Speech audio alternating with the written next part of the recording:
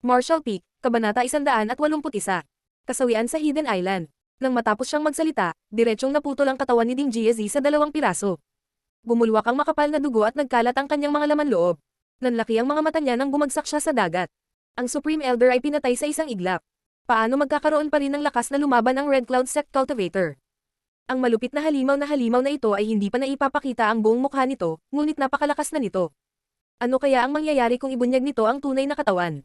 Ang orihinal na kagalakan ng paghahanap ng nakatagong isla ay nawala sa sandaling ito, nag-iwan lamang ng matinding takot. Ang kalahati ng malaking barko ay kinaladkad sa ilalim ng tubig, at ang malaking galami ay tinatalo pa rin ang katawan ng barko. Tuwing matalo, lalong nagiging guti-guti ang malaking barko. Ano ang dapat nating gawin? Sumigaw ang isang cultivator ng Red Cloud Sect. Bata pa siya, maganda pa ang kinabukasan niya, paano siya mahuhulog dito? Nang matapos siyang magsalita, nabasag siya ng isang galami sa tinadtad na karne, na naiwan na lamang ang boses na puno ng matayog na adhikain. Kasing duguan iyon ng purgatorio. Sa sandaling ito, halos walang pagkakaiba sa pagitan ng isang cultivator at isang ordinaryong tao. Sa atake ng napakalaking galami, kahit sino pa ito, basta tamaan, mamamatay sila. Nang makita ng mga eksperto sa Yuan Chi si Wu Zianglan na tumakas, natural silang lumipad patungo sa nakatagong isla. Paano sila magkakaroon ng panahon para alalahanin ang buhay at kamatayan ng mga alagad na iyon? Ngunit maging ang mga eksperto sa Yuan Chi ay hindi nakaligtas sa pag-atake ng halimaw na hayop sa ilalim ng dagat. Ang paglipad sa hangin ay hindi rin ligtas. Ang mga galami na iyon ay tila may mga mata, at tumpak silang lumipad patungo sa mga dalubhasa sa true energy boundary na lumilipad sa himpapawid. Sa bawat oras na balot nila ang isa sa kanila, sila ay sasakal hanggang mamatay ng walang tanong. Malamig ang ekspresyon ni Yang Kai. Pinanood niya mula simula hanggang dulo. Mula sa paglitaw ng napakalaking galami hanggang ngayon, 10 hininga lang ang lumipas. Mahigit sa kalahati ng mga taong Red Cloud Sect ang namatay o nasugatan, at mas marami pang ordinaryong tao ang namatay. Hindi ligtas na manatili sa barko. Pagkaraan ng ilang sandali, ang malaking barko ay madudurog. Hindi man ito masira, hihilahin ito sa dagat. Tumalon sa dagat para tumakas, baka may kislap ng pag-asa. Ito ay isang posibilidad lamang. Ayaw ni Yang Kai na maupo at hintayin ang kamatayan, kaya sabik siyang umungal. Tumalon ka, hindi niya pinaalalahanan ang iba, ngunit kung tumalon siya sa barko ng mag-isa, madaling matarget ng mga galami na iyon. Kung tumalon ang lahat, maaari nilang ma-distract ang atensyon ng monster beast sa ilalim ng dagat. Oo nga naman, pagkatapos marinig ang sigaw ni Yang Kai, ang mga natarantang taong iyon ay nagising na parang mula sa isang panaginip. Nagmamadali silang tumakbo sa gilid ng barko at walang pag-aalinlangan na tumalon. Sunod-sunod na namumulaklak ang dugo mula sa ibaba. Halatang hindi nakatakas ang mga tumalon sa barko pero marami pa rin ang maswerteng lumalangoy patungo sa Hidden Island. Pakiramdam ko oras na, tumalon din si Yang Kai. Parang kumukulo ang buong dagat. Dose-dosenang mga tao ang tumatakbo para sa kanilang buhay sa iba't ibang direksyon. Pinagmasdan ni Yang Kai ang sitwasyon habang lumalangoy siya, at hindi nagtagal ay may natuklasan siya. Tila mas malamang na matarget ang mga mabilis na nakatakas. Karamihan sa mga martial artist ng Red Cloud Sect ay may ilang uri ng kasanayan sa paggaw. Bagamat marami sa kanila ang hindi nakakalipad, ang bilis ng kanilang paglangoy ay mas mabilis kaysa sa mga ordinaryong tao. Ngunit paminsan-minsan, ang mga tao sa harapan ay tanggayan ng mga galami mula sa ilalim ng dagat. Bilang karagdagan sa ilang mga bula, walang bakas ng mga ito. Sa kabaligtaran, ang mga ordinaryong tao na nahulog sa likod ay bihirang inaatake. Hindi alam ni Yang Kai kung paano natukoy ng halimaw na hayop sa ilalim ng dagat ang posisyon ng mga taong ito, ngunit dahil natagpuan niya ang sitwasyong ito, syempre, sasamantalahin niya ito. Pinipigilan ang kanyang hininga at pinipigilan ang kanyang tibok ng puso sa limitasyon, si Yang Kai ay parang isang piraso ng duckweed sa dagat. Dahan-dahan siyang lumapit sa tagong isla. Hindi siya hinanap ng mga galami. Habang siya ay nasa gilid, isang marahas na kalabog ang nagmula sa kanyang likuran. Nagulat si Yang Kai at lumingon. Nakita niya ang isang Red Cloud Sect cultivator na lumalangoy patungo sa kanya na may maputlang mukha. Ang paggalaw ay maihahambing sa pagbuhos ng asin sa isang palayok ng mantika. Tihim na nagmura si Yang Kai. Ang Red Cloud Sect cultivator ay mabilis na lumapit sa gilid ni Yang Kai. Nang hindi tumitingin sa kanya, ipinatong niya ang kanyang kamay sa balikat ni Yang Kai, na gustong humiram ng kanyang lakas. Sa oras na ito, isang galami ang nakaunat mula sa likuran ng 2 tao. Kung si Yang Kai man o ang cultivator ng Red Cloud Sect, pareho nilang natagpuan ang krisis sa likod nila. Ang cultivator ng Red Cloud Sect ay matalino din. Nilagyan niya ng kaunting puwersa ang balikat ni Yang Kai, sinusubukang hawakan siya at ihagis patungo sa galami. Ngunit nang bumuhos ang Yuan Chi, bahagyang lumutang si Yang Kai at pagkatapos ay lumubog muli. Sa halip, inilagay ni Yang Kai ang kanyang kamay sa balikat ng cultivator. Ang masigla at dalisay na Yuan Chi ay bumuhos at direktang tumama sa cultivator. Ikaw. Ang mukha ng Red Cloud Sect cultivator ay puno ng pagkabigla at hindi paniniwala. Ang mga damit ni Yang Kai ay malinaw na damit ng mga ordinaryong tao sa barko. Hindi niya inaasahan na ang ordinaryong taong ito ay biglang magkakaroon ng pundasyon ng isang cultivator. Natigilan, wala siyang oras na mag-react at lumipad palabas ng dagat. Gamulong at pumulupot sa kanya ang galami. Sinabayan ng malungkot na hiyaw, nadurog ang mga buto ng lali. Ang mga sirang buto ay tumusok sa kanyang mga panloob na organo, na agad siyang pinatay. Hindi nang ahas na gumalaw si Yang Kai. Maingat niyang tinitigan ang galami sa hangin at pinaikit ang mga mata. Maya-maya, dahan-daang umatras ang galami at lumubog sa dagat at nawala. Sure enough, the more na gumalaw siya, mas mapupuntahan siya. Sa halip, tulad ni Yang Kai, hindi gumagalaw at hindi humihinga ang pinakatamang paraan para makatakas. Pagkaraan ng ilang sandali, nagpatuloy si Yang Kai sa paglangoy pasulong. Ang Hidden Island ay hindi masyadong malayo sa lugar ng aksidente ng barko, ngunit hindi rin ito masyadong malapit. Mga 10 milya ang layo noon. Ang distansyang ito ay wala para sa isang cultivator na nakatira sa tabi ng dagat sa mahabang panahon. Kahit na ang mga ordinaryong tao ay madaling lumangoy sa kabila. Siyempre, ang saligan ay walang kakaibang pag-atake ng galami. Pagkatapos gumugol ng isang buong oras, dahan-daang lumangoy si Yang Kai patungo sa Hidden Island. Pagtapak sa dalampasigan, direktang bumagsak si Yang Kai sa lupa. Nakahiga siya sa lupa, tumangala siya sa bughaw na langit at napabuntong hininga. Sa maikling oras na ito, alam ng Diyos kung gaano siya nag-aalala. Natatakot talaga siya na may biglang sumulpat na galami sa likod niya at gamulong siya. Sa kabutihang palad, nakita niya ang tamang paraan upang harapin ito. Hindi siya inatake ng galami mula simula hanggang wakas. Noong siya ay tumatakas, wala siyang panahon na pakialaman ang galaw ng ibang tao sa paligid niya. Maya-maya, narinig ni Yang Kai na may mahinang umuubo sa hindi kalayuan sa kanya. Boses iyon ng babae. Ibinaling ang kanyang ulo upang tingnan, pagkatapos makita kung sino iyon, si Yang Kai ay lihim na isinumpa ang kanyang malas. Sa dalampasigan na 30 talampakan ng layo, si Yuao Ching ng Red Cloud Sect ay kalahating nakaluhod sa lupa. Basang-basa siya, nakakapit ang damit niya sa katawan. Buong dibdib, buong baywang, bilog na puwitan, balingkinitan ang mga binti. Bahagyang kitang-kita ang kanyang kagandahan, na naging sanhi ng pagtakbo ng imahinasyon ng mga tao. Dapat nakatakas na lang siya. Nagsusuka siya ng tubig dagat. Ang kanyang basang buhok ay nakatabing sa kanyang balikat. Medyo namutla ang maganda niyang mukha. Nakakaawa ang itsura niya. Para sa mayabang at bisyo na babaeng ito, walang magandang damdamin si Yang Kai. Isinakripisyo niya ang kanyang sarili upang makakuha ng impormasyon mula kay Miao Lin, ngunit pagkatapos noon, gusto pa niyang itapon si Miao Lin sa dagat. Talagang may puso siyang ahas at alakdan. Bagamat gusto rin ni Yang Kai na mamatay si Miao Lin. Dahil sa ayaw niyang magkaroon ng anumang bagay sa kanya, tahimik na tumayo si Yang Kai at naglakad patungo sa Hidden Island. Tumigil ka. Ayaw ni Yang Kai na may kinalaman sa kanya, ngunit nakita din ni Yuao Ching si Yang Kai at sumigaw sa likod niya. Hindi siya pinansin ni Yang Kai at naglakad pa rin siya pasulong. Sabi ko tumigil ka na, hindi mo ba narinig? Galit na galit si Yuao Ching. Mabilis siyang bumangon mula sa lupa, ang kanyang figure ay kumikislap ng ilang beses, hamarang sa harap ni Yang Kai. Walang pakialam ang ekspresyon ni Yang Kai. Noong nasa malaking barko siya, maingat na maingat siya, ngunit dito, hindi iyon nangangahulugan na kailangan niyang maging pareho. Ang lakas ni Yuao Ching ay nasa separation and reunion boundary, na mas mataas kaysa kay Yang Kai, ngunit kung talagang maglalaban sila, naniniwala si Yang Kai na kahit hindi niya ito matalo, hindi magiging problema ang pagtakas. Tiningnan din ni Yuao Ching si Yang Kai nang may pagtataka. May impresyon siya sa ordinaryong taong ito na nagtatrabaho bilang mababang manggagawa sa barko, ngunit hindi niya inaasahan na hindi ito magpapakita ng anumang takot kapag kaharap siya. Medyo kalmado rin ang ekspresyon niya. Hindi siya matanda, isang 15 o 16 na taong gulang na batang lalaki lamang, ngunit ang kanyang tapang ay hindi maliit. Tumisi si Yuao Ching sa kanyang puso, ang kanyang Yuan Chi ay lumingon, pinatuyo ang kanyang basang damit, ibinalik ang kanyang dating mayabang na hitsura, at sinabing, "Tinatanong kita, nakakita ka na ba ng iba?" "Hindi." Kumunat ang noo ni Yang Kai. "Wala kahit isa, mayroong isa, saan?" "Ikaw." Huminga ng malalim si Yuao Ching, labis na tumataas at bumababa ang kanyang mga suso, halos makawala mula sa pagkakagapos ng kanyang damit, malamig na sinabi. "Mas mabuting kumilos ka, kung hindi, huwag mo akong sisihin sa pagiging bastos." Hindi nagustuhan ni Yang Kai ang kanyang malamig na pagmamataas, ngunit hindi niya ito ipinakita sa kanyang mukha. Pinag-iisipan niya kung aalisin ang babaeng ito ngayon at pagkatapos ay sumugod sa tagong isla. Ito ay tiyak na isang magandang oras upang makatakas. Pero bago pa siya makakilos, may sumigaw ng sorpresa sa gilid. "Senior Sister Ching, buti naman at okay ka na." Nang marinig ang boses na ito, biglang naging kakaiba ang ekspresyon ni Yang Kai.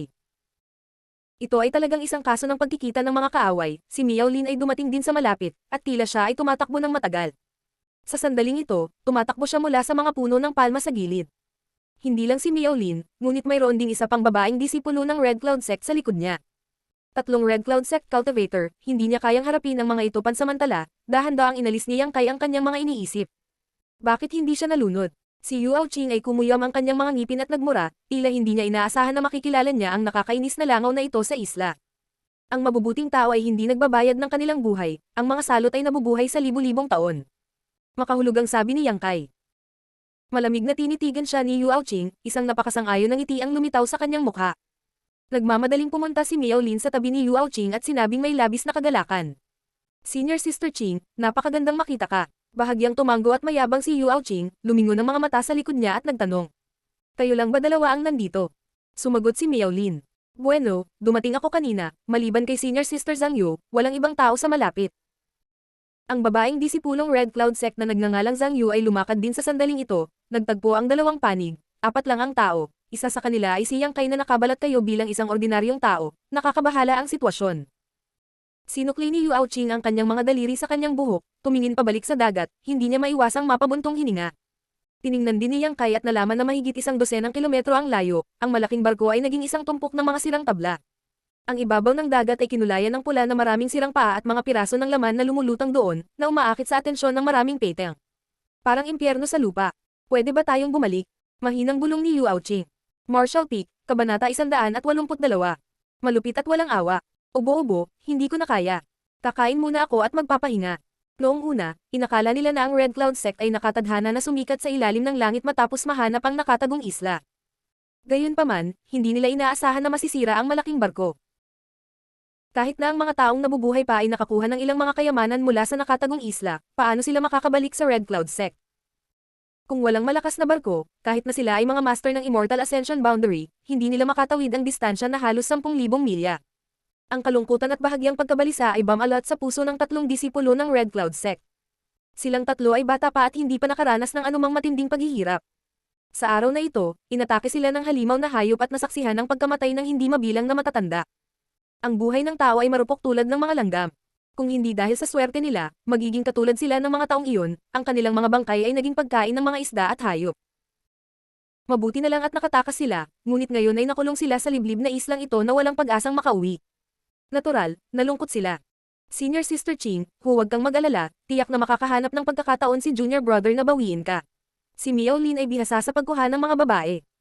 Nagpapanik man ang puso niya, alam niyang ito na ang pinakamagandang pagkakataon para magpakitang gilas kaya naman mabilis niyang ibinuka ang bibig niya at sinseridad na sinabi. Si Yuao Qing ay nasa masamang kalagayan na, kaya nang marinig niya itong walang kahihiyang nagyabang, hindi niya naiwasang mapangiti. Anong kakayahan ang mayroon ka para ilayo ako? Makakagawa ka ba ng barko na makatiis sa pag-atake ng halimaw na hayop? Hindi. Tinanong si Miao Lin, at naging awkward ang kanyang ekspresyon. Kung gayon maaari mo bang tumawid sa distansyang ito ng 10,000 milya? Tanong muli ni Yuao Qing. Hindi ko kaya. Kung hindi mo kaya, tapos itikom mo ang bibig mo. Inilabas ni Yuao Qing ang lahat ng kanyang nakakulong na galit sa barko, at kung hindi dahil sa katotohanan sila ay kasalukuyang nasa matinding kahirapan, hinatake na niya si Miao Lin. Mabilis na sinubukan ni Zhang Yu na hikayatin siya. Senior Sister Qing, huwag kang magalit, si Miao Lin ay casual na nagsasalita. Humph. Inayos ni Yuao Qing ang kanyang buhok, tumalikod at naglakad sa tabi ng dagat, habang malamig na sinasabi. Wala kang anumang kakayahan, ngunit gusto mo pa ring maging isang bayani, labis ang pagpapahalaga sa iyong sarili. Mabilis na sumunod si Zhang Yu. Sinubukan siya ni Miao Lin na aliwin, ngunit pagkatapos na pagtawanan ni Yuao Qing, naging pangit ang kanyang mukha. Bamantong hininga siya, bakas nang hinanakit ang mga mata niya. Pagkatapos ay lumingon siya upang tingnan si Yang Kai, ang kanyang hangarin na pumatay ay lumalakas, na tila gustong ilabas ang kanyang galit kay Yang Kai. Isama mo siya. Ang malamig na boses ni Yuao Qing ay nagmula sa harapan. Nagmamadaling tumugon si Miao Lin, na sinuri si Yang Kai bago siya itinulak palayo. Naglakad silang 4 sa dalampasigan sa isang tiyak na direksyon. Bagamat hindi sinabi ni Yuao Qing kung ano ang gusto niyang gawin, alam ni Yang Kai na gusto niyang hanapin ang mga disipulo ng Red Cloud Sect na nagkalat dahil sa kanilang pagtakas. Ito ay walang alinlangan ang tamang diskarte. Ngayon na sila ay nag-iisa at walang mga matatanda na humawak sa kuta, natural na kailangan nilang maghanap ng makakatagpo. Ngunit matapos ang isang buong araw na paglalakad sa dalampasigan, 4 na tao na lamang ang kanilang nadatnan sa pagkabalisa. Bukod dito, 2 lamang sa kanila ang mga disipulo ng Red Cloud Sect at ang 2 pa ay mga ordinaryong tao. Ang iba ay nakakalat sa mga hindi kilalang lugar. Ang koponan ay lumawak sa 8 tao, ngunit ang kanilang kabuuang lakas ay hindi gaanong nadagdagan. Ang 5 disipulong ito ng Red Cloud Sect ay pawang mula sa nakababatang henerasyon. Ang huling 2 disipulo ng Red Cloud Sect na natagpuan nila ay isang lalaki at isang babae. Ang lalaki ay tinawag na Chi Yuan at ang babae ay tinawag na Luo Chenchen. Ang kanilang lakas ay hindi masyadong maganda, marahil sa pagitan ng tuktok ng Chi transformation stage at ng separation and reunion boundary. Hindi mahanap ang mga elder, mukhang medyo nalilito si Yu Aoqing. Sa 5 disipulo ng Red Cloud Sect dito, siya ang pinakamalakas.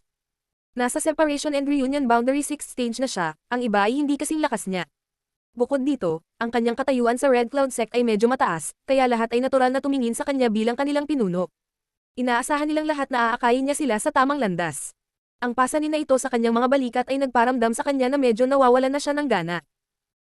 Sa gabi, 3 ordinaryong tao ang inutusan ng mga disipulo ng Red Cloud Sect na kumuha ng mga panggatong at maglagay ng bonfire sa dalampasigan. Nagtipon ng lahat upang pag-usapan kung ano ang susunod na gagawin. Ang ilang mga tao ay nagmungkahi na hanapin muli ang mga matatanda, habang ang iba ay nagsabi na manatili dito at hintayin ang iba na mahanap sila. Hindi nagkakaisa ang kanilang mga opinyon. Sa huli, sinabi ni Yu Aoqing, dahil nakapasok na tayo sa Hidden Island, hindi natin maaaring sayangin ang pagkakataong ito. Bukas, tutuklasan natin ang isla. Baka makilala natin ang ating mga martial uncles. Kahit hindi natin sila makilala, kung magkakaroon tayo ng pagkakataon, baka makaalis tayo dito at bumalik sa Red Cloud Sect. Nadama ng lahat na ang mga salita ni Yu Aoqing ay makatwiran. Bukod dito, ang yaman at pagkakataong nakatago sa Hidden Island ang pinakamalaking dahilan kung bakit sila nasa Hinintay ni Yang Kai na matapos ang kanilang talakayan bago niya sinabi. Mga guro, kung papasok kayo sa isla, hindi niyo ba kami madadala sa inyo? Mga mangingisda lang kami sa tabing dagat, kung sakaling makatagpo kami ng anumang panganib, hindi namin magagawa. Lumaban kagaya mo, pabigat lang tayo. Akala din ng 2 pang ordinaryong tao, ngunit hindi sila kasing tapang ni Yang Kai. Sa sandaling ito, lahat sila ay tumingin kay Yu Aoqing nang may pag-asa. Alam nila na ang desisyon ay nasa mga kamay ni Yu Aoqing. Bahagyang sumimangot si Zhang Yu at tumango. Oo, talagang isang pasanin ang dalhin ka. Noong una, akala niya ay papayag si Yu Aoqing na iwan ang 3 ordinaryong tao dito, ngunit hindi niya inaasahan na saglit lang mag-iisip si Yu Aoqing bago umiling at sinabing nakangiti. Dinala ka ng aking Red Cloud Sect. Kung iiwan ka namin dito, baka makatagpo ka ng ilang panganib. Mas mabuting sumunod ka sa amin at umasang makaalis dito ng buhay. Asong babae. Nagmura si Yang Kai, paanong hindi niya malalaman ang iniisip ni Yu Aoqing. Ang magandang babaeng ito na may pusong kasing lason ng ahas at alakdan ay hinding-hindi magiging ganito kapit. Bagamat naisip niya, wala siyang ibang pagpipilian kundi ang ipahayag ang kanyang pasasalamat, buntong hininga na kailangan niyang sundin ang Red Cloud Sect sa loob ng ilang araw. Siyempre, wala siyang masyadong alam tungkol sa Hidden Island, kaya nasundan niya ang mga ito para tuklasin ang sitwasyon. Kapag talagang may panganib, hindi siya matatakot na hindi makahanap ng pagkakataong makatakas. Sa gabi, ang 5 disipulo ng Red Cloud Sect ay humalili sa pagbabantay. Kinabukasan, isang grupo ng 8 tao ang pumasok sa Hidden Island para mag-explore. Sa sandaling makapasok sila sa isla, inihayag ni Yu Aoqing ang kanyang tunay na layunin, hinahayaan ng isa sa mga ordinaryong tao na manguna habang ang iba ay sumunod sa likuran. Bagamat ang taong ito ay labis na natakot, sa ilalim ng banta ni Yu Aoqing, wala siyang pagpipilian kundi ang sumunod. Hanggang ngayon ay alam na ng lahat kung bakit nagpumilit si Yu Aoqing na magdala ng mga ordinaryong tao, ito ay gagamitin bilang isang pathfinder. Pagkatapos ng mahabang oras na paglalakad, palalim ng palalim ang kanilang pagpasok sa kagubatan. Napapaligiran sila ng nagtataas ang mga sinaunang puno na walang katapusang umuugoy. Ang mga kaluskos ay nagbabagabag sa pakiramdam ng mga tao. Ang ordinaryong tao na nangunguna sa daan ay parang isang takot na ibon. Nanlambot ang kanyang mga binti at bumagsak siya sa lupa, umiiyak at nagmamakaawa. Hindi siya pinansin ng mga disipulo ng Red Cloud Sect at patuloy na pinagbantaan siya. Pagkaraan ng mahabang panahon, muling naglakas loob ang ordinaryong tao na lumakad pasulong. Sa tanghali, isang hilera ng mga puno ng prutas ang biglang lumitaw sa kanilang harapan, na may ilang matangkad na pulang prutas. Walang nakakaalam kung ano ang mga prutas na ito, ngunit ang mga ito ay napakabango. Pagod at gutom ang grupo, sa sandaling ito, nakakakita ng napakaraming prutas, natural na napukaw ang kanilang gana, at hindi nila maiwasang malunok ang kanilang laway. Inabot ni Luo Chenchen at pumili ng isa, gustong tikman ito, ngunit malamig na sumigaw si Yu Aoqing. Teka! Tumigil ang pagkilos ni Luo Chenchen, nalilitong tumingin sa kanya. Anong problema? Malamig ang mukha ni Yu Aoqing, kinuha niya ang prutas, ang kanyang magagandang mata ay nakatingin sa 3 ordinaryong tao. Nang makita ang kanyang ekspresyon, alam ng lahat kung ano ang gusto niyang gawin. Sa kaso ng hindi alam kung ang prutas na ito ay lason o hindi, ang pinakamahusay na paraan ay upang makahanap ng isang tao upang subukan ito. Ang 2 ordinaryong tao ay parehong mukhang nalilito, hindi matapang na tumingin sa kanya, si Yang Kai ay nagkunwaring ganoon din ang ginawa. Tumingin si Yu Aoqing kay Yang Kai, lumakad ito sa harapan niya at pinalamanan ng prutas sa kamay nito, sinabing, Kumain ka na. Pinipigilan ni Yang Kai ang kanyang galit, nakatingin sa prutas sa kanyang kamay, inilagay niya ito sa dulo ng kanyang ilong at inamoy ito. Sa katunayan, naramdaman niya na hindi ito lason, ngunit sa mundong ito, ano ang mabuti at kung ano ang masama, sino ang makakapagsabi ng malinaw? Kumain ka na, hindi nakakalason. Dumating ang boses ng matandang demonyo. Ang batang babaeng ito ay talagang hindi magandang bagay. Nakikilala mo ba ito? Tanong ni Yang Kai na may pag-aalala. Emph. Kung hindi dahil sa paalala ng matandang demonyo, gagawa sana si Yang Kai ng eksena kahit na ilantad nito ang kanyang pagkakakilanlan, ngunit dahil sinabi ng matandang demonyo na hindi ito lason, natural na makakain niya ito, sa anumang kaso, nagugutom siya. Bagamat malinaw ang kanyang puso, bakas pa rin sa mukha niya ang kahihiyan. Sa pagtingin sa prutas sa kanyang kamay, pakiramdam niya ito ang pinakamalakas na lason sa mundo. Sa ilalim ng paulit-ulit na paghihimok ni Yu Aoqing, at ubiling kumagat si Yang Kai. Ito ay napakabango at matamis, medyo tulad ng isang hinog na persimmon, ngunit mas chewy. Kumain ka pa, utos ni Yu Aoqing na may malig na mukha. Old demon, kung mapapatay ko ang babaeng ito, gusto kong pahirapan mo ang kanyang immortal soul. Tihim na nanumpa si Yang Kai sa kanyang puso. Sumusunod ang matandang lingkod. Tumiti ang matandang demonyo. Sa paghihintay kay Yang Kai na matapos kainin ng buong prutas, ang 7 iba pang tao ay hindi kumilos, lahat ay sabik na naghihintay sa kanyang reaksyon. Matapos maghintay ng kalahating oras, nang makitang maayos pa si Yang Kai, hindi sinasadyang nakahinga ng maluwag si Yu Aoqing, iwinagayway ang kanyang kamay at sinabing, "Maaari kang kumain, magpapahinga tayo dito sandali, pagkatapos ay papunta na kami." Nang marinig ang kanyang sinabi, mabilis na nagtungo sina Miao Lin at Chi Yuan para mamitas ng prutas, ang 3 babaeng disipulong Red Cloud ay hindi kumikibo, pagkaraan ng ilang sandali, bumalik sina Miao Lin at Chi Yuan na may dalang maraming prutas, sabik na iniabot ito sa 3 babae. Hindi naging maramaw si Miao Lin sa kanyang papuri. Napakatalino ni Senior Sister Ching, sa pagkakataong ito, kung hindi dahil sa iyo, natatakot ako na hindi tayo mabubuhay ng higit sa ilang araw bago makalason hanggang mamatay. Sinabi rin ni Zhang Yu. Oo, matagal ko nang narinig na si Senior Sister Ching ay matalino, kapag nakikita kita ngayon, talagang nabubuhay ka sa iyong reputasyon. Nang marinig ang gayong papuri, isang malabong ngiti ang lumitaw sa malamig na mukha ni Yu Aoqing. Habang kumakain ng 5 disciples ng Red Cloud, si Yang Kai at ang 2 pang ordinaryong tao ay hindi walang ginagawa, patuloy na naglalagay ng prutas sa kanilang mga bibig. Mayroong hilera ng mga punong namumunga dito na namumunga ng napakaraming bunga. Ang 8 sa kanila ay kumain at kumuha, na nagwawalis ng lahat ng prutas. Pagkatapos kumain at uminom, muli silang umalis. Marahil dahil maraming nakipagsapalaran si Yang Kai, sa pagkakataong ito, ang nangunguna sa daan ay hindi siya, kundi isa pang ordinaryong tao. Pagkaraan ng ilang saglit na paglalakad, biglang itinuro ni Chi Yuan ang gilid at sinabi, "Tingnan mo doon, may kumikislap." Ang lahat ay tumingin sa direksyon na kanyang itinuro, at talagang natagpuan na mayroong isang maliit na nagniningning na liwanag sa damuhan. "Tara na at tingnan natin." Utos ni Yu Aoqing. Hindi nagtagal, lahat ay dumating 30 talampakan ang layo mula sa kumikislap na ilaw, muling naaninag ang pagiging maingat ni Yu Aoqing, gaya ng dati. Hinayaan niyang subukan ito ng isang ordinaryong tao, habang nanatili siya sa pwesto. Marshall Peak, Kabanata 183. Nalantad. Sa kanyang buhay sa kamay ng iba, ang ordinaryong taong ito ay walang pagpipilian kundi ang magpasakop sa mapang-api na awtoridad ni Yu Aoqing. Nanginginig, humakbang siya upang tingnan at sinabi, "Mga guro, ito ay isang maliit na talon ng damo." Nang marinig niya itong sabihin, ang 5 disipulo ng Red Cloud Sect ay hindi maiwasang manginig. Nagmamadaling nagtanong si Zhang Yu, "Anong uri ng damo?" "Ito ay puti ng nyebe, napakaganda." Sumagot ang lalaki, saka muling nagtanong, "Gusto mo bang kunin ko?" "Huwag mong hawakan." Malamig na sigaw ni Yu Aoqing, pagkatapos ay pinona ang mga disipulo ng Red Cloud Sect, sumunod din si Yang Kai. Nang makalapit sila, ang 5 disipulo ng Red Cloud Sect ay hindi napigil ang mapasigaw sa paghanga. Isa talaga itong Snow White na damo, kasing kapansin-pansin ng jade. Ito ay mukhang kristal, at ang ilang fluorescent na likido ay maaaring malabo na nakikitang dumadaloy sa mga meridian ng damo. Langit. Napabulalas si Zhang Yu. Ito ay Ice Skin Jade Bone Grass. Nakangiti rin ang mukha ni Yu Aoqing. Oo naman, isa itong Earth Grade High Rank Spirit Grass. Medyo nasasabik din si Luo Chen, habang kalmado pa rin sina Chi Yuan at Miao Lin. Ang dahilan nito ay dahil ang Ice Flesh Jade Bone Grass ay isang spirit grass na espesyal na ginawa para sa mga babae. Ito ay katulad ng beauty score na nakuha ni Yang Kai sa kanang peninsula ng Red Cloud Sect. Kung ang isang babae ay kumuha ng beauty score, ito ay gagawing mas maganda ang kanyang hitsura, at kung ang isang babae ay kukuha ng Ice Skin Jade Bone Grass, gagawin nito ang kanyang balat na malakristal, pinong tulad ng isang bagong silang na sanggol. Kung ang dalawa ay ginamit na magkasama, ito ay sapat na upang gawing isang magandang babae ang isang pangit na babae, na may epekto ng muling pagsilang. Mahilig sa kagandahan ng mga babae, at may 3 babae dito, sino sa kanila ang ayaw magpaganda? Kapag nakikita itong Ice Skin Jade Bone Grass, natural silang magiging masaya. Papasok pa lang sa Hidden Island at nakakuha na tayo ng ganyang yaman, mukhang malaking ani ang trip natin.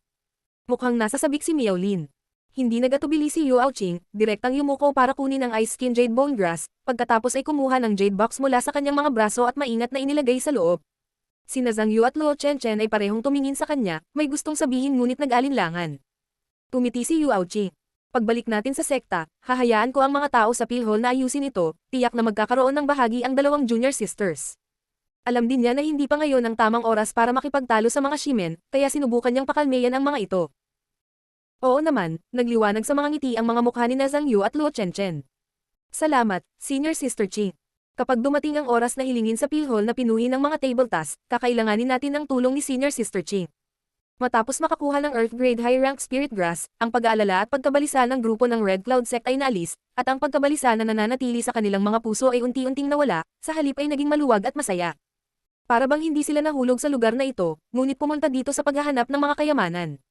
Ngunit masasabing ang Hidden Island ay isang lugar na walang natapakan sa loob ng maraming taon, kaya't mayroon itong maraming likas na kayamanan.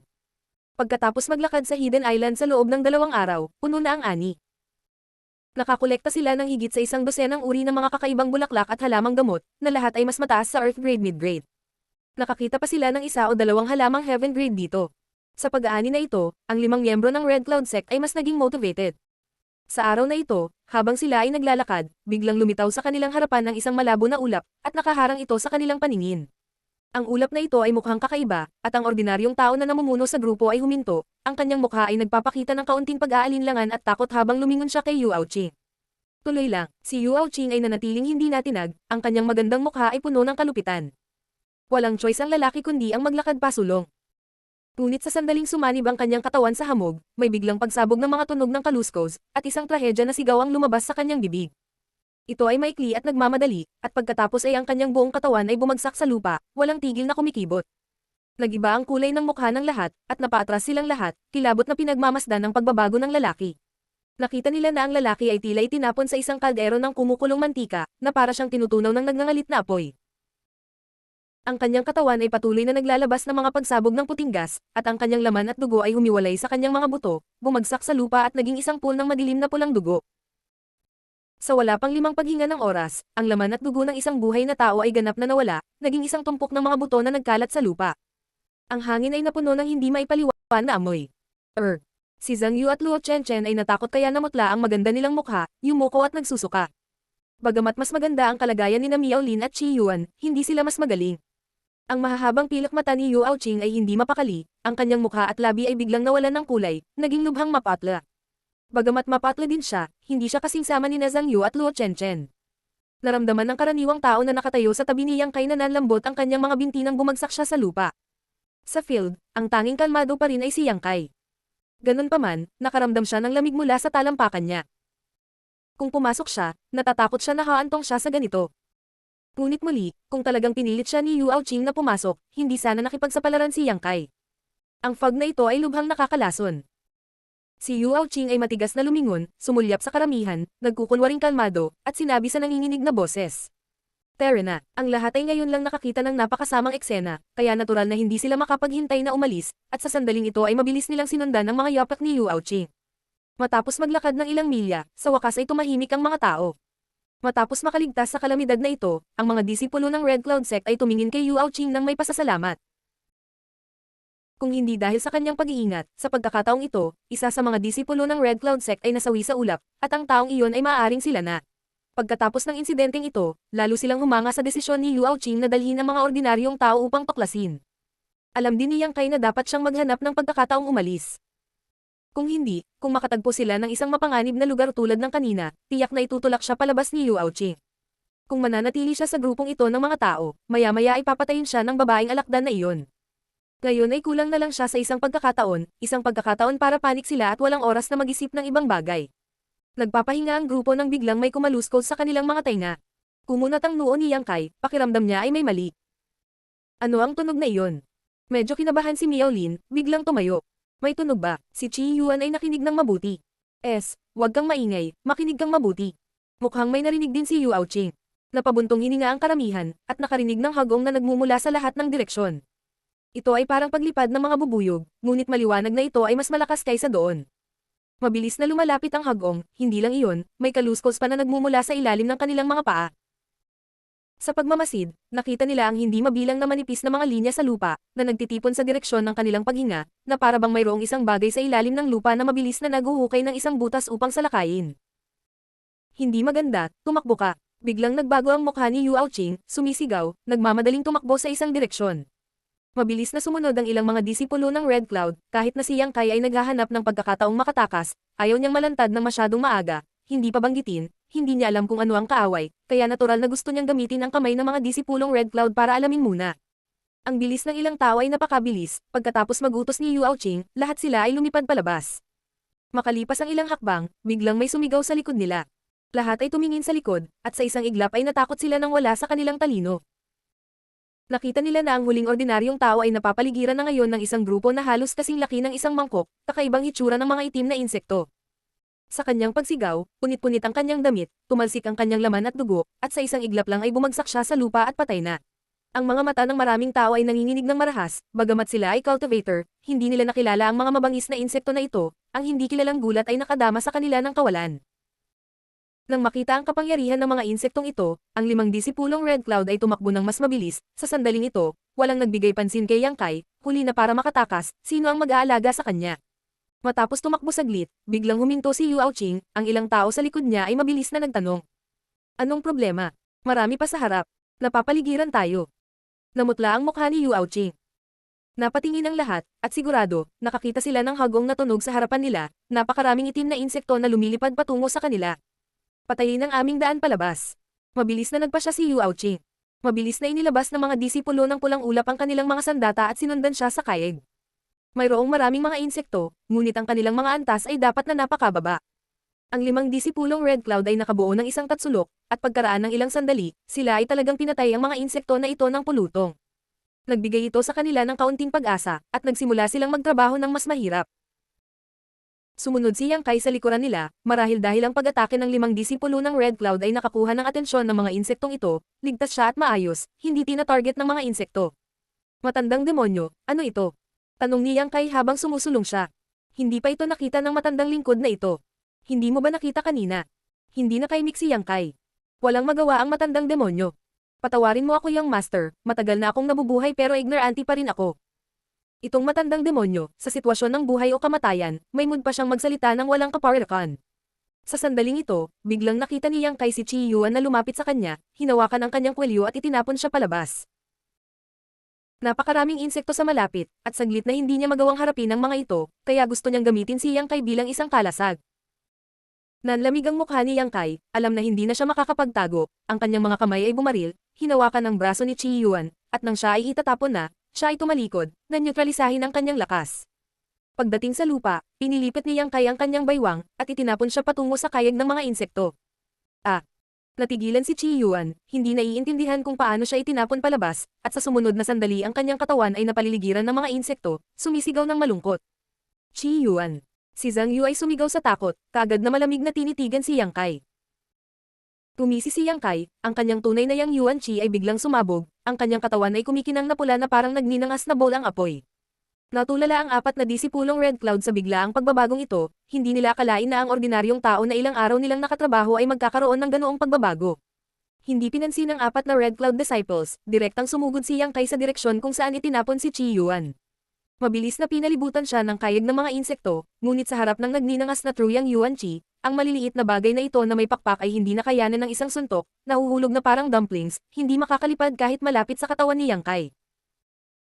Ang 4 na Red Cloud disciples ay nanood habang si Yang Kai, na nakabalot sa nagliliyab na Yuan Chi, ay sumibak sa isang puwang, at eleganteng umalis. Nagulat si Miao Lin, hindi niya maisara ang kanyang bibig. Huwag kang magambala, sumunod ka sa akin. Mapait na pinandilatan ni Yu Aoqing ang likod ni Yang Kai, nagngangalit ang kanyang mga ngipin ng husto na halos mabali. Hindi pala ordinaryong tao ang taong ito, kundi isang cultivator na nagtago ng lakas. Marshall Peak, Kabanata 184. Nakulong. Dati, nang makita niya si Yu Aoqing at ang iba pa na naguguluhan, naisip ni Yang Kai na ang mga insektong ito ay napakahirap pakitunguhan, ngunit ngayon na personal niyang nakipag-usap sa kanila, natuklasan niya na hindi ito ang kaso. Marahil ay mahirap pakitunguhan si Yu Aoqing at ang iba pa, ngunit para sa kanya, ito ay isang piraso ng cake. Ang mga pakpak ng maliliit na bagay na ito ay marupok, at ang kanilang antas ay mababa. Hindi na niya kailangan pang kumilos, sapat na ang kanyang mainit na yang chi para masunog ang kanilang mga pakpak. Kung walang kakayahang lumipad, hindi sila maaaring magdulot ng malaking banta kay Yang Kai. Ang tanging bentahe nila ay ang kanilang malaking bilang, at maaari silang maghukay ng mga butas, mag-shuttling sa lupa.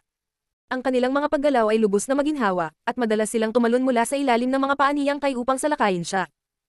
Gamit ang kanyang husay sa paggalaw, mabilis na nakatakas si Yang Kai sa pagkumkob ng mga insekto. Matapos sumugod ng ilang milya, bigla siyang huminto. Nalaman niyang may malabo na ulap sa harapan niya. Ito ay ang parehong hamog na tumunaw lamang sa ordinaryong tao. Anong nangyari? Tumakbo ba siya pabalik? Medyo hindi sigurado si Yang Kai, at mabilis na tumakbo sa gilid ng fog, umaasang makakahanap ng paraan palabas. Ngunit makalipas ang kalahating oras, nang lumitaw ang isang kalansay sa harap ni Yang Kai, hindi maiwasang magbago ang kanyang ekspresyon. Ang kalansay na ito ay pag-aari ng ordinaryong tao na natunaw lang. Hindi sumuko, nagpatuloy siya sa pagtakbo. Pagkaraan ng ilang sandali, naging malungkot ang mukha ni Yang Kai. Sa hindi kalayuan sa kanyang harapan, may isa pang bangkay, ngunit ito ay nganganang hindi na makilala. Ang mga damit sa bangkay ay pamilyar kay Yang Kai, ito ang uniforme ng mga disipulo ng Red Cloud Sect. At sa paghusga sa sandata sa tabi niya, ang taong ito ay ang kanyang itinapon noon, si Chi Yuan. Pagkatapos ng napakatagal na pagtakbo, tumatakbo talaga siya ng paikot-ikot. Ang nakapalibot na lugar na higit sa 100 milya ay ganap na napapalibutan ng napakalason na fog. Hanggang sa sandaling ito na pagtanto ni Yang Kai na ang mga insektong ito ay hindi kasing daling pakitunguhan gaya ng nakikita nila. Talagang hindi nila nakayanan ang isang suntok mula sa kanyang yang chi, ngunit hindi niya alam kung anong uri ng kakayahan ang mayroon sila upang aktwal na gamitin ang napakalason na gas na ito upang isara ang malaking lugar na ito. Maliban kung nabasag niya ang hamog, walang paraan upang umalis. Kayanin kaya niya ang pagguho ng hamog. Hindi sigurado si Yang Kai. Matapos mag-isip ng mahabang panahon, sa wakas ay nagpasya siyang subukan ng tubig. Pagdating sa gilid ng hamog, dahan-daang iniunat ni Yang Kai ang kanyang kamay na may malamig na ekspresyon. Ang kanyang true yang secret art ay itinulak sa limitasyon, at ginamit pa niya ang Anyildeng Will. Sa sandaling dumampi ang kanyang mga daliri sa fog, binawi ni Yang Kai ang kanyang kamay ng kasing bilis ng kidlat. Sunod-sunod na kaluskos ang nagmula sa kanyang mga daliri. Pagtingin sa ibaba, lumubog ang mukha ni Yang Kai. Halos matuno ang kapirasong laman sa dulo ng kanyang daliri. Dumating ang matinding sakit, at tiyak na pinutol ni Yang Kai ang piraso ng laman. Hinubad niya ang kanyang damit at ibinalot sa kanyang sugat. Pagkatapos nito, huminga siya ng malalim at pinagmasdan ang paligid. Kakahiwalay lang niya kay Yu Aoqing at sa iba pang malapit, pero nasaan na sila ngayon? Dahil sa ulap na nakapalibot sa kanila, walang makatakas. Walang ibang mga bangkay dito, kaya saan sila nagpunta? Sha, weng. Ang hindi mabilang na mga insekto ay parang isda na amoy dugo. Muli nilang nilapitan si Yang Kai. Nagbago ang ekspresyon ni Yang Kai. Pinilit niyang alisin ang kanyang tunay na yang yuan chi sa kanyang katawan, sinugod niya ang mga insekto ng direkta. Ito ay kasing dali ng dati. Matapos masunog ang mga pakpak ng mga kakaibang insekto, nahulog sila sa lupa. Gayunpaman, ang kanilang mga bilang ay hindi nabawasan. Sa halip, dumami sila. Diyos lang ang nakakaalam kung gaano karaming kakaibang insekto ang nakatago dito. Tinakpan nila ang langit at tinakpan ang lupa. Tumakbo si Yang Kai habang pinapatay ang maliliit na bagay na ito. Makalipas ang ilang beses na pag-ikot sa lugar na ito, hindi pa rin niya mahanap ang kahit kititing na daan palabas. Hindi niya maiwasang makaramdam ng pagkabalisa. Bagamat marami siyang yang liquid sa kanyang dantian, sapat na upang suportahan ang kanyang pagpatay, ang kanyang pisikal na lakas ay palaging limitado. Kung ang kanyang pisikal na lakas ay naubos, kahit na mayroon siyang yang liquid, maaari lamang siyang umupo at maghintay para sa kamatayan. Iyang master, ang ganitong uri ng insekto na monster beast sa pangkalahatan ay may hari ng insekto, tulad ng isang bubuyog. Sa kritikal na sandali, nagsalita ang matandang demonyo. Anong ibig mong sabihin? Naglaan ng oras si Yang Kai para magtanong. Sinasabi ng matandang lingkod na kung makokontrol natin ang haring insekto, baka makatakas tayo rito. Alam mo ba kung nasaan ang hari ng insekto? Ahem. Hindi alam ng matandang lingkod. Wala sa mood si Yang Kai na sisihin ng matandang demonyo sa kanyang kalokohan, ngunit may naisip siyang posibilidad. Marahil, ang mga insektong ito na kumukubkob sa kanya ay hindi para patayin siya, ngunit para tugisin siya. Ang pagkawala ni Yu Aoqing at ng iba pa, at ang kawalan ng anumang bangkay, ay ang pinakamagandang patunay. Ang mga disipulong ito ng Red Cloud Sect ay malamang na nahuli ng mga insektong ito at dinala sa kung saan. At ang lugar na iyon ay dapat napugad ng insekto. Ang parehong ay totoo para sa mga bees. Ang ilang mga bubuyog ay nangongolekta ng pulot sa labas, na ibinabalik ito upang matamasa ng queen bee. Posible bang bigyang kahulugan ang pag-uugali ng mga insektong ito bilang pagkolekta ng pulot? Habang iniisip niya ito, parang mas malamang. Isang matapang na plano ang dahan-dahang nabuo sa kanyang isipan. Maingat na nag-isip tungkol sa rate ng tagumpay ng planong ito, inalis ni Yang Kai ang kanyang Truyang Yuan Chi, humihingal habang nakatingin sa mga insekto. Hindi na lumaban si Yang Kai, at hindi na umatake ang mga insekto, sa halip ay pinalibutan siya ng patong-patong. Young Master, anong ginagawa mo? Nagulat ang matandang demonyo. Gumagawa ng isang eksperimento. Kalmado ang mukha ni Yang Kai. Hindi niya matakasan ang hamog na nakapaligid sa kanya, at kung patuloy siyang lalaban ng ganito, maya-maya ay mamamatay siya sa pagod, kaya't maaari rin niyang samantalahin ang pagkakataong ito para lumaban. Kung tama ang hula niya, may pag-asa pang mabuhay. Matapos magharap saglit, ang mga insekto ay biglang humiwalay sa isa't isa at lumipad patungo kay Yang Kai. Sumigaw ang matandang demonyo. Young Master, hindi ka maaaring umupo lang dito at maghintay sa kamatayan. Tumahimik ka. Ayaw makinig ni Yang Kai sa kanya, ang lahat ng kanyang atensyon ay nakatuon sa dose-dosenang mga insektong sumugod, ang kanyang buong katawan ay naninigas na parang busog, naghihintay ng tamang sandali upang muling hampasin. Ngunit sa kanyang kagalakan at espiritu, pagkatapos na lumipad sa kanya ang mga insektong ito, talagang wala silang anumang intensyon na patayin siya. Sa halip, kinaladkad, hinayla, kinatok, at tinulak nila siya, at hinayla siya patungo sa isang tiyak na direksyon. Oo naman. Napangiti ang bibig ni Yang Kai. Sa ganitong paraan, may paliwanag nito kung bakit walang mga bangkay ni Yu Aoqing at ng iba pa. Marahil, ang mga taong ito ay pagod na rin sa pakikipaglaban at nahuli ng mga insekto. Napapaligiran ng 10,000 insekto, medyo nakakatakot ang eksena, ngunit walang pakialamang ekspresyon ni Yang Kai, at naglakad siya sa direksyon na hinihila siya ng mga insektong ito. Hindi nagtagal, dumating siya sa isang malaking hukay. Sa malaking hukay na ito, mayroong isang madilim na kuweba, tulad ng bibig ng isang hayop na kumakain ng tao, lubhang mabangis. Nakita ni Yang Kai ang isang punit na palda sa bakana ng kuweba, medyo pamilyar ang kulay at material, kay Yu Aoqing iyon. Nahuli talaga sila. Ang haka-haka sa kanyang puso ay ganap na nakumpirma, kaya't si Yang Kai ay walang dapat ipag-alala, at nang hindi hinintay na himukin siya ng mga insekto, siya ay direktang tumalon sa kuweba. Isang hindi kanais-nais na amoy ang tumama sa mukha niya. Ang loob ng kuwebang ito ay puno ng paikutikot, at ang ilalim ng lupa ay puno ng mga lagusan na binuksan ng mga insekto, ito ay tila ibang mundo. Habang naglalakad si Yang Kai, binigyang pansin niya ang direksyon, at lihim na nag-iwan ng ilang marka kung saan siya dumaan. Sa mga lagusan, paminsan-minsan, nakikita niya ang maraming mga insekto na tumatakbo pabalik-balik. Bukod dito, ang mga insekto dito ay hindi lamang kasing laki ng mga mangkok, tila maraming iba't ibang uri ng mga insekto, ang iba ay halos kasing laki ng tao, ang iba ay kasing laki ng mga hugasan, ang iba ay kasing laki ng mga balde, ang iba ay ang laki ng mga palanggana, ang ilan ay kasing laki ng mga balde, lahat sila ay mukhang lubhang nakakatakot. Dahil, talagang naging bilanggo siya ng isang grupo ng mga insekto. Maghintay hanggang mahanap ko ang iyong Insect King, tiyak na tuturuan kita ng leksyon. Nag-iba ang mood ni Yang Kai. Sa pangunguna ng mga insekto, naglakad si Yang Kai ng mahabang panahon sa tunnel bago nakarating sa medyo maluwang na espasyo. Hindi pagmamalabas na sabihin na ang lugar na ito ay isang kuweba, ngunit ito ay talagang isang lugar kung saan iniimbak ng mga insekto ang kanilang pagkain. Dahil nang pumasok si Yang Kai, nalaman niyang lahat ng mga Red Cloud Sect ay nakulong dito. Maraming mga mata ang tumingin kay Yang Kai, at narinig ni Yang Kai ang isang putok ng malisyosong at nagngangalit na tawa, galing ito kay Miao Lin. Ang mga taong Red Cloud Sect ay halos nasugatan, at nakaupo sa lupa na walang sigla, lahat sila ay nakatingin kay Yang Kai ng may masamang mga mata. Sinamahan ng mga insekto si Yang Kai dito at pagkatapos ay umalis, ngunit sa labas ng kuweba, may ilang malalaking insekto na mas matangkad kaysa sa mga taong nagbabantay, tila upang pigilan ang mga taong ito na makatakas. Pagpasok sa kuweba, hindi pinansin ni Yang Kai ang mga taong Red Cloud Sect, at nakahanap ng malayong sulok upang maupo nang nakakrus ang paa. Malamig na tinitigan ni Yu Aoqing si Yang Kai, nang makita itong nakapikit sa konsentrasyon, hindi nagsasalita, hindi niya maiwasang magtanong. Sino ka? Binuksan ni Yang Kai ang kanyang mga mata at bahagyang tumingin sa kanya. Bakit ka pumuslit sa barko ng Red Cloud Sect ko at itinago mo ang iyong lakas? Bakit ba napakaplano mo? Sunod-sunod na tanong ni Yu Aoqing. Si Yang Kai ay tumingin sa kanya ng masama, dahan-daang sinabi, una, hindi ako ang gustong pumuslit sa iyong barko, ang iyong Red Cloud Sect ang nagdala sa akin dito. Pangalawa, kung hindi ko itinago ang aking lakas, ako pa ba ay buhay? Pangatlo, may paka na lang ako para mabuhay. Babae, huwag mo akong tanungin ng mayabang na mukha, kung hindi dahil sa iyong Red Cloud Sect na kumukuha ng mga tao kung saan-saan, paano ako naririto? Ang lakas ng loob mong kausapin ako ng ganyan. Tumisi si Yu Aoqing. Sa tingin mo ba napakarangal mo? Naiinis na sabi ni Yang Kai. Senior Sister Qing, huwag kang magsalita ng kalokohan sa kanya, pinatay lang niya si Brother Qi Yuan. Galit na tinitigan ni Miao Lin si Yang Kai. Kailangan nating ipaghiganti si Brother Qi Yuan. Haha, tumawa si Yang Kai. Anong pinagtatawanan mo? Nagngangalit si Miao Lin kay Yang Kai. Hindi ka ba marunong sumulat ng salitang kamatayan? Tanga. Tiningnan siya ni Yang Kai ng masama. Noong nagtatrabaho ako sa barko, narinig kong sinabi ng babaeng ito sa Elder Yumo na kapag nakita namin ang Hidden Island, itatapon ka niya sa dagat. Nakakatawa na hindi mo alam. Natarante si Yu Aoqing at mabilis na sinabi. Hindi ko sinabi iyon. Pagkatapos ay sinulyapan niya si Miao Lin at nagpaliwanag. Huwag makinig sa kanyang kalokohan. Tumingin si Miao Lin kay Yang Kai at sinabi. Sa tingin mo ba ay maniniwala ako sa iyong kalokohan, paninirang puri kay Senior Sister Ching? Senior Sister Ching, hindi mo na kailangang magpaliwanag, alam kong hindi mo gagawin iyon.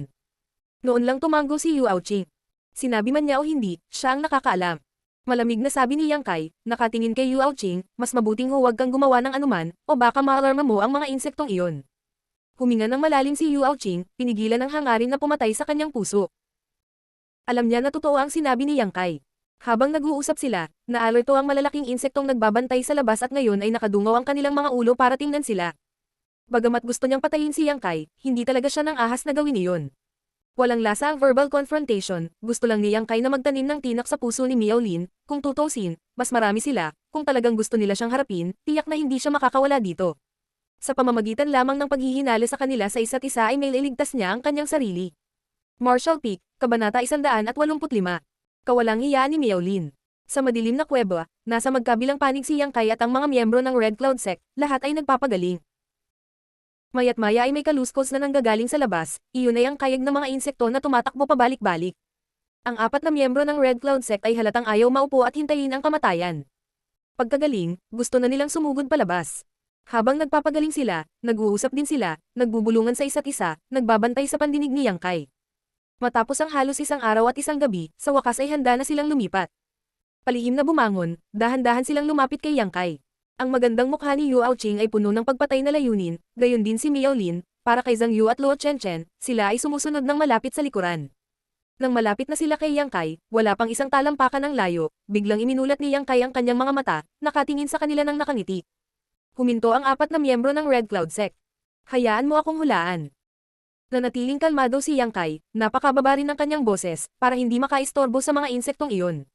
Ayaw mo akong patayin ngayon, di ba? Si Yu Aoqing ay kasing lamig ng yelo, pagkarinig nito ay sinabi niya. Alam mo, syempre alam ko, hindi ba ito ang galing mo? Ang hayaan ng iba na manguna, mag-take ng risk para sa iyo, maraming beses na akong natuto sa daan. Gusto mo ako ang manguna, wag ikaw. Bahagyang tumango si Yu Aoqing, malamig na sinabing. Dahil alam mo, huwag mo nang subukang pigilan, kung hindi, ikaw ay makikinabang. Tumuso si Yang Kai. Sa totoo lang, hindi mo ako kalaban, ngunit kung gusto mo akong patayin, natatakot ako na kailangan mong magsikap. Kung hindi ka natatakot na ang ating pakikipaglaban ay makagambala sa mga insektong iyon, huwag kang malaya. Subukan. Natigilan ang ekspresyon ni Yu Aoqing, ang dahilan kung bakit napakaingat niya. Natatakot siyang maakit ang atensyon ng mga insektong iyon sa labas. Halatang naiintindihan ni Yang Kai ang kanyang pinaplano, kaya napakahina din ng boses nito. Binabalaan kita, huwag magkaroon ng anumang ideya tungkol sa akin, kung gusto mong tumakas, kailangan mong umasa sa sarili mong kakayahan. Malamig na ngumuso si Yang Kai. Hindi ako ang magiging taliba mo. Ayaw mo bang tumakas?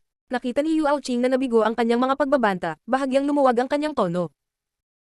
Ang mga insektong ito ang nagdala sa atin dito, tiyak na hindi para sa kabutihan, ang pananatili dito ay haantong lamang sa kamatayan.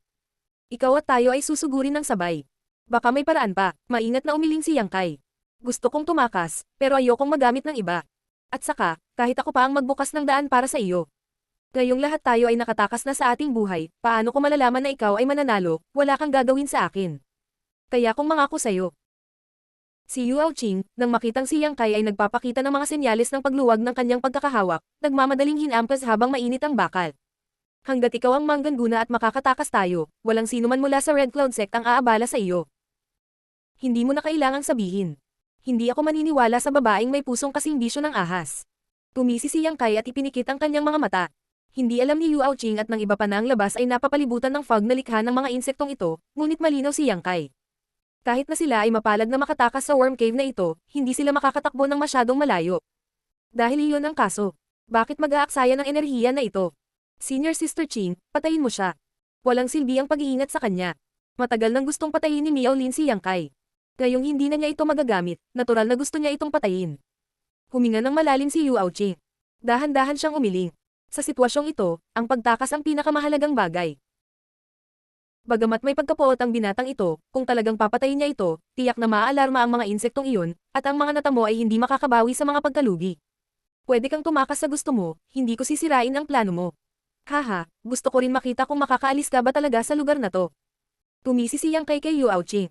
Sana makagat ka ng mga insektong yan at mamatay ng walang libingan. Marahas na sinumpa ni Yu Aoqing si Yang Kai, pagkatapos ay lumingon sa tatlo at sinabi. Terena, tahimik na umalis sa kuweba ang 4 na disipulo ng Red Cloud Sect. Marahil dahil gabi na, ang ilang malalaking kulisap na nagbabantay sa labas ay hindi naabala sa kanilang mga kilos, nakatayo pa rin doon na walang kabuluhan. Hindi nagtagal, nawala ang 4 na figure sa lagusan. Ngunit pagkatapos ng kalahating tasa ng oras ng tsaa, nagkaroon ng matinding labanan sa labas, na may halong sigaw ng 4 na disipulo ng Red Cloud Sect. Tila, sila ay nalantad at tinutumbok ng mga insektong iyon. Unti-unting nawala ang ingay ng away hanggang sa tuluyang mawala. Napangisi ang bibig ni Yang Kai, hindi kumikibo, mahinahong nagmumuni-muni.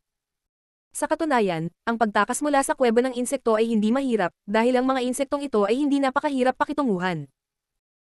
Nakatakas ang 4 na disipulo ng Red Cloud Sect nang matuklasan sila, kaya natural na magagawa rin ito ni Yang Kai. Ang tanging nakakulong sa kanya ay ang kakaibang hamog na iyon. Hindi niya alam kung paano ito nilikha ng mga insektong iyon, ngunit ang kabagsikan nito ay napakatindi kaya natakot si Yang Kai dito. Pagkaraan ng halos 2 oras, narinig ni Yang Kai ang tunog ng mabibigat na yabag na nagmumula sa labas. Pagbukas ng kanyang mga mata, nakita niya si Yu Aoqing, gulo-gulo ang buhok nito, mukhang pagod na pagod, sinundan ni Luo Chenchen, sinundan ni Miao Lin. Wala si Zhang Yu, kaya dapat patay na siya. Matapos ipadala muli ng mga insektong iyon ang 3 dito, mas mahigpit ang panlabas na gilid. Sa sandaling ito, ang 3 disipulo ng Red Cloud Sect ay hindi na kasing dominanti gaya ng dati, ang natitira na lang ay kawalan ng pag-asa at pagod. Ang kanilang mga katawan ay natatakpan ng malalaki at maliliit na sugat, na mukhang lubhang kahabag-habag. Nakatakas nga sila sa kuweba ng insekto, ngunit hinabol sila ng mga insektong pumawi sa langit at lupa. Sa huli, hindi nila nagawang patayin silang lahat at napalibutan sila. Pagkatapos noon, inihatid na sila pabalik dito. Sina Yu Aoqing at Luo Chenchen ay parehong tumingkayad sa lupa, nanginginig ang kanilang malambot na katawan, si Miao Lin ay hindi mas maganda. Nakatitig kay Yang Kai, talagang natakot si Yu Aoqing na saktan siya nito kapag siya ay nahuhulog, ngunit hindi siya pinansin ni Yang Kai, nagmumuni-muni pa rin habang nakapikit. Senior Sister Chi. Si Senior Sister Zhang Yu ay kinaladkad ng mga insektong iyon, saan nila siya dinala? Tanong ni Luo Chenchen sa nanginginig na boses. Paano ko malalaman? Medyo naiinip na sagot ni Yu Aoqing. Wala ba tayong pakialam sa kanya? Paano? Di hindi natin mapoprotektahan ang ating sarili ngayon, paano natin siya mapangalagaan? Naikuyom ni Yu Aoqing ang kanyang mga kamao. Nang mahiwalay si Zhang Yu sa kanila, hindi siya namatay, ngunit malubhang nasugatan, at pagkatapos ay kinaladkad ng mga insektong iyon sa isa pang lagusan. Anong uri ng kapalaran ang naghihintay sa kanya? Hindi alam ni Yu Aoqing. Habang nag-uusap ang dalawa, biglang may napakalungkot na hiyawan sa lagusan. Ang hiyawan ay lubhang kalunos-lunos, na parang may pinahihirapan. Boses iyon ni Zhang Yu. Si Yu Aoqing at Luo Chenchen ay namutla, ang kanilang mga katawan ay lalong nanginginig. Umupo si Miao Lin sa lupa. Ano ang nangyari kay Senior Sister Zhang Yu? Sino ang nagpapahirap sa kanya? Walang humpay na umalangaw ang nakakadugo na hiyawan. Malinaw na tinitiis nila ang hindi maisip na sakit.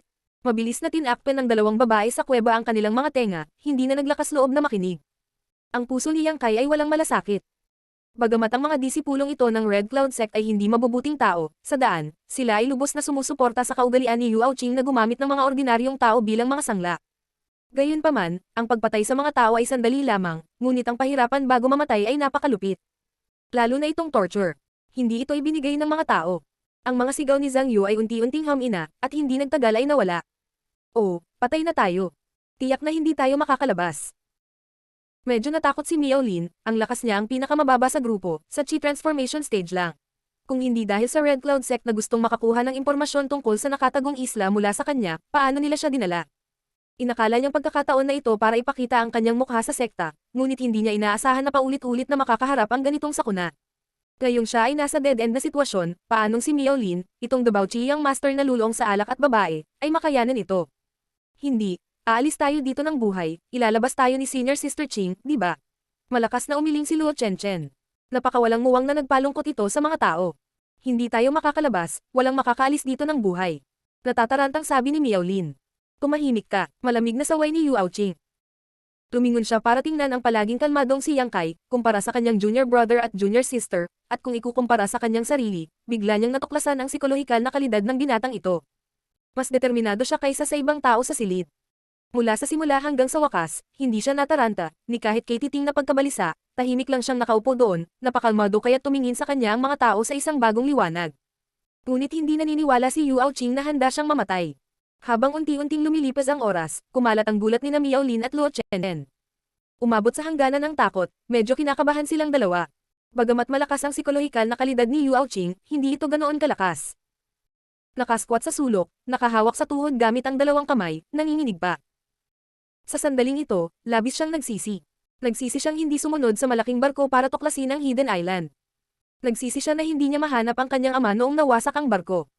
Kung hindi, hindi siya mahuhulog sa ganitong sitwasyon. Kung mayroon siyang proteksyon ni Yo Shuping, mas mabuti pa ito kaysa sa kasalukuyang sitwasyon. Ngunit sa oras na iyon ay napakagulo, hindi alam ni Yu Aoqing kung buhay pa ang kanyang ama. Pagkatapos ng lahat, sa ilalim ng pag-atake ng higanteng Galami, kahit isang Supreme Elder na tulad ni Ding Jiezi ay namatay. Si Yu Shuping, isang Yuan Chi 9th Stage Cultivator, kung namatay siya doon, normal lang iyon. Ngunit, ama, kung ikaw ay buhay, nasaan ka? Ang kanyang anak na babae ay malapit ng mamatay. Tumawag siya sa langit, ngunit walang sumasagot.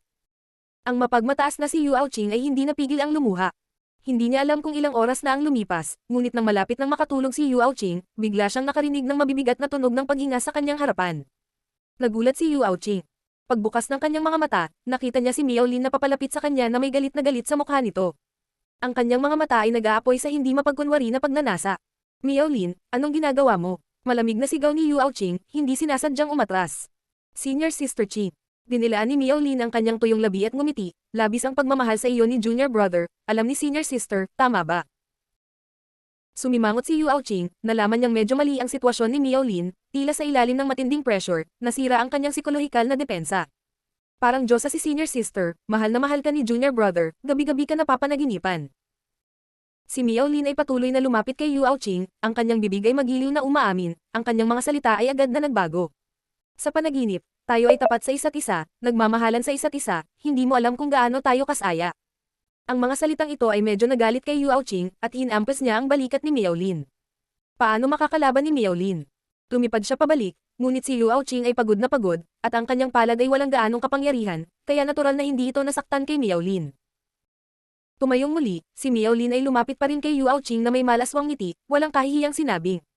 Alam ni Junior Brother, ang katayuan ni Senior Sister ay marangal, at palaging isang taong may mata sa itaas ng ulo. Dahil dito, natatakot ako, hindi pa nakakapag-sex si Senior Sister diba?